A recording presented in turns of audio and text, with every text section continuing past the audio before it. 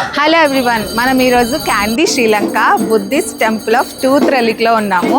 So ఇది Buddhist temple అనమాట. And శ్రీలంకకి చాలా ప్రైడ్ కూడా.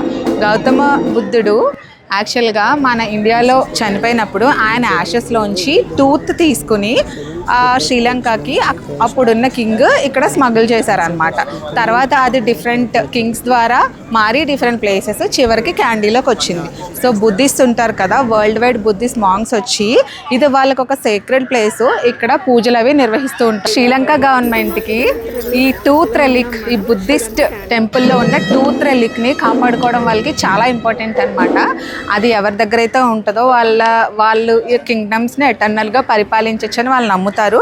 సో వరల్డ్ వైడ్ ఉన్న బుద్ధిస్ట్ అందరూ కూడా ఈ టెంపుల్కి వచ్చి, ఇది వాళ్ళకి ఒక సాక్రెడ్ ప్లేస్, ఈ టెంపుల్కి వచ్చి పూజలు అవి నిర్వహించి ఒకేషనల్గా ఆ టూత్ని చూపిస్తారనమాట. సో మీరు శ్రీలంక వస్తే తప్పకుండా క్యాండీలో ఈ బుద్ధిస్ట్ టెంపుల్ని అయితే విజిట్ చేయండి.